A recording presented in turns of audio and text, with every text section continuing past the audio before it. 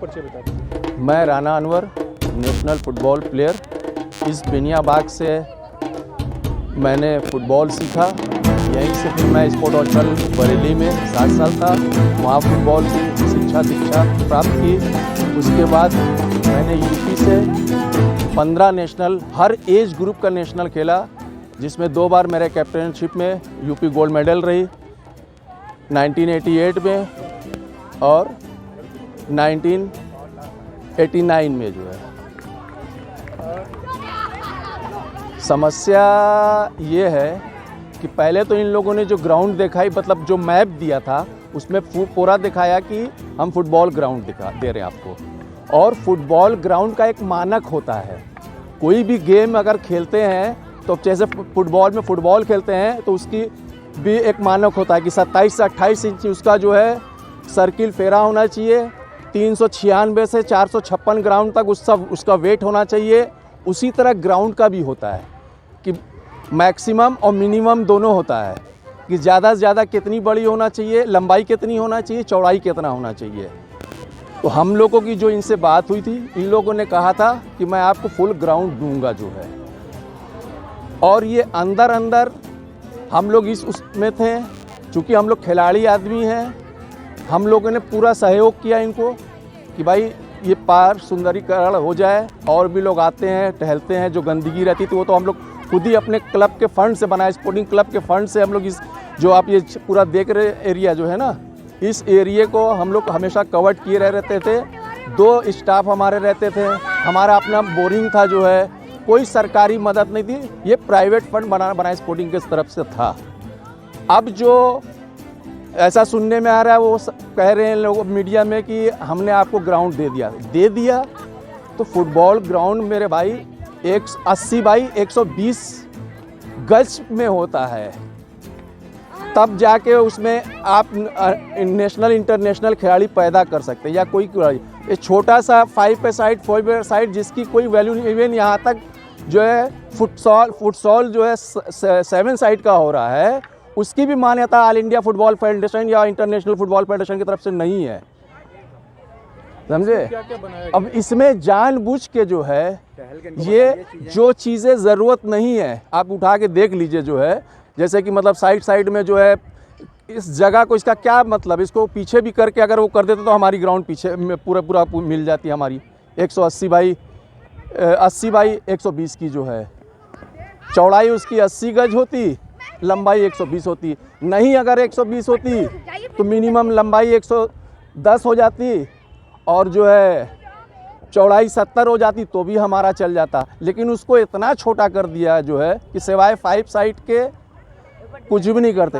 और इस ग्राउंड से आज़ादी के पहले से एक से एक खिलाड़ी निकले। मेरे फादर खुद इस फुटबॉल ग्राउंड से निकले। उन्होंने अपने शहर, प्रदेश और पूरे भारतवर्ष में इस बेनियाबाग का नाम किया। उसके बाद हमारे चाचा शमशाद खान, उन्होंने इस बेनियाबाग का पूरे शहर और स्टेट और राज्यों में नाम किया जो है। उसके अलावा मैं, मेरे भाई और भी तमाम लोग जो है सबने नाम किया जो है, और अभी तक करते चले आ रहे हैं। बड़े अधिकारियों से आपकी मुलाकात हुई अभी तक? बड़े अधिकारियों में यहाँ स्मार्ट सिटी वाले सबसे ज़्यादा मिलते थे जो है। वो आश्वासन कह रहे थे कि ग्राउंड आपको देंगे, आपको ग्राउंड देंगे। ये झूठ मूठ का जानबूझ के आप खुद देख लीजिए कि इन सब चीज़ों का क्या मतलब है, क्या कोई रीज़न है, या तो ये जानबूझ के इसको ख़त्म किया गया है। आपको ये साइड में भी तो लग सकते थे। हमारी ये मांग है और रिक्वेस्ट है। हम लोग खिलाड़ी सुलझे मिजाज के रहते हैं, और खिलाड़ियों में एक ऐसा होता है कि भेदभाव की कोई भावना नहीं होती है। हम खिलाड़ी खेल के आते हैं, एक बाल्टी में सब हाथ डाल के पानी पीते, उसमें ये नहीं देखते कौन वेजिटेरियन है कौन नॉन वेजिटेरियन है। और जब गेम में खेलते हैं तो पास दे के गोल होना चाहिए, ये मकसद होता है। उसमें यही नहीं होता कि किसके पैर से हो, कि वो मोहम्मद के पैर से हो या राम के पैर से हो, समझे आप। तो ऐसे खिलाड़ियों का जो है ग्राउंड छीन लेना जो है बहुत अफसोस की बात है। मैं उत्तर प्रदेश के मुख्यमंत्री से भी गुजारिश करता हूं और देश के प्रधानमंत्री जी से भी गुजारिश करता हूँ कि जो है हम लोगों की ग्राउंड जो जैसे थी 80/120, अगर वो नहीं है तो 70/110 की हम लोग को दे दें, ताकि हम लोग जैसे यहाँ प्रैक्टिस करते थे और स्टेट लेवल और ऑल इंडिया लेवल पे जो फुटबॉल मैच कराते थे वो भी हो सके जगह। और इसमें उसको हम अपने पैसे से, अपने बजट से हम करवा लेंगे। गर्मी में जो है समर कैंप लगाते थे, जिसमें 200 बच्चे आते थे फ्री ऑफ कॉस्ट। उनको हम लोग सुबह शाम प्रैक्टिस कराते थे, उनको नाश्ता देते थे, और लास्ट दिन जब उसका 2 महीना पूरा होता था उनको मोमेंटो के साथ पूरी किट देते थे। देखिए ये सरकार की नीयत से तो लगता है कि ऐसा नहीं है, क्योंकि सामने की चीज़ें, देखिए मैं एक चीज़ आपको दिखाना चाहता हूँ कि देखिए जैसे ये बना हुआ है हमारा, उसके ठीक पीछे आपने फ्लावर दिया है, फिर ये एज अ मैदान के अंदर आपने कच्चे पे फ्लावर क्यों दिया, सेम आगे पीछे। इसका मतलब है कि इंक्रीजमेंट करना चाह रहे हैं आप जगह को छोटी करना चाह रहे हैं, सिकोड़ना चाह रहे हैं। तो आपने जो हमसे वादा किया था वो ग्राउंड ना देके आप उसको छोटा कर रहे हैं। और हम लोग को माध्यम से मालूम हुआ कि ग्राउंड हमने फुटबॉल वालों को दे दी है। तो फुटबॉल ग्राउंड का कॉर्नर होता है, पोल होता है, ना यहाँ पोल है ना कॉर्नर है। किस जगह आपने ग्राउंड दिया, आपने एक छोटा मैदान दे दिया, और जबकि अभी इतनी जगह है इसके अंदर, ये मैदान आराम से बन सकता है। और चीज़ें आप देख लीजिए, ये आप चारों तरफ देखिए भैया, वो देखिए, वो सारा इंक्रीजमेंट है। कोई उसका कोई मकसद समझ में आई, वो आपने जो लोहे का आपने वो बनाया उसका क्या काम है। आपने पीछे देखिए वहाँ फ्लावर आपने दिया है, मेन मकसद है वो पीछे वाला जो पार्किंग स्पेस का जो नीचे बेसमेंट जाने का रास्ता है, उस रास्ते पे आपने वेंटिलेशन, वहाँ तक दीवार सही थी, उसके आगे आपने फ्लावर एक के सामने एक। इसका कोई मकसद समझ में आया कि आपने, या तो आपने जानबूझ के किया कि ग्राउंड में भी फुटबॉल हो ही ना, तो आप फिर कहिए ना कि खेलेगा इंडिया, बढ़ेगा इंडिया नहीं। सिर्फ आश्वासन दिया जाएगा, सिर्फ स्लोगन है, होल्डिंग पे दिया जाएगा, और ज़मीनी स्तर पे ऐसा कुछ नहीं दिया जाएगा, तो ऐसा थोड़ी नहीं होता है। और जहाँ से इतने प्लेयर मिले हों, जहाँ से इतने अंतर्राष्ट्रीय और राष्ट्रीय प्लेयर मिले हों, वहाँ की उपेक्षा, और ख़ासकर हमारे प्राइम मिनिस्टर के संसदीय क्षेत्र की उपेक्षा, ये बड़ा मायने रख रहा है कि ये संज्ञान कम से कम, हम इसके पहले भी कहा था कि हम हाथ जोड़ के प्राइम मिनिस्टर ऑफ इंडिया से कह रहे हैं कि कम से कम इन बच्चों का संज्ञान लीजिए, इन खिलाड़ियों का संज्ञान लीजिए। सर, आपके क्षेत्र की बात है, आप एक बार इस पर देखिए और देख के इसका प्रशासन से उसकी रिपोर्टिंग लीजिए, क्या हो रहा है, क्यों नहीं ग्राउंड दी गई। क्या कहना चाहेंगे आप? यहाँ से मैं बचपने से मैं लोग खेल रहा हूँ, इतने ज़माने से खेल रहा हूँ कि हम लोग को लंगोटा बांधने नहीं आता था। कब से मैं यहाँ पर ग्राउंड में हम लोग खेल रहे हैं।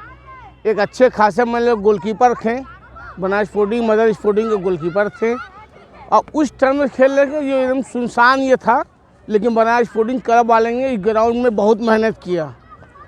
पेड़ पौधा, ये घास हो सब वो देते रहे, ग्राउंड व्राउंड सब उन्होंने बनवाया है।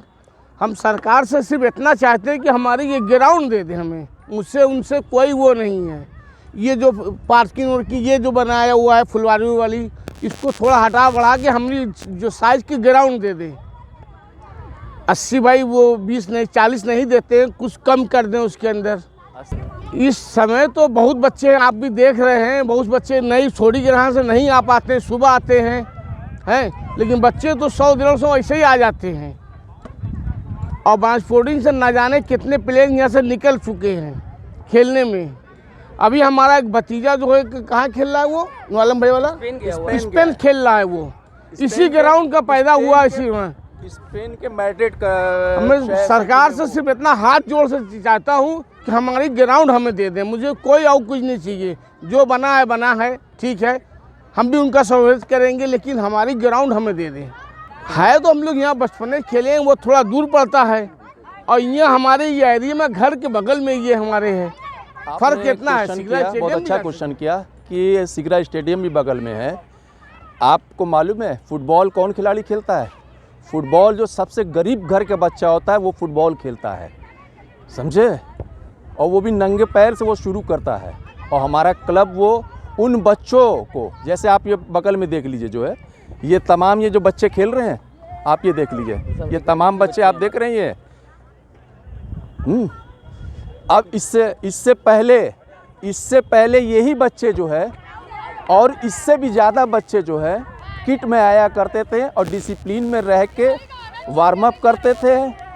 एज ए कोच मैं खुद या या हमारे सीनियर नूर आलम भाई, वो हम लोग मिल के इन बच्चों को कोचिंग करते थे। जो हम लोगों ने इस बेनिया बाग से पाया वो देते थे। हाँ, आपने कहा स्टेडियम, स्टेडियम में जाने के लिए एक तो उनको साधन के लिए पैसा चाहिए, दूसरा स्टेडियम में कार्ड बनाइए जिसका हर मंथली चार्ज देना पड़ता है। तो ये बच्चे कहाँ से देंगे आप बताइए हमको जो है। यहाँ तो हम लोग फ्री ऑफ कास्ट उनको बूट दे रहे हैं।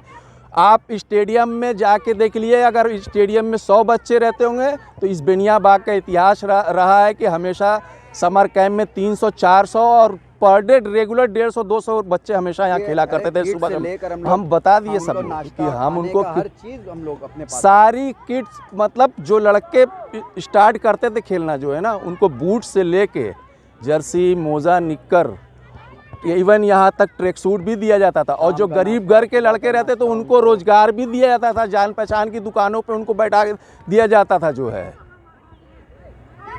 आज वो चीज खत्म हो जाएगा यहाँ से।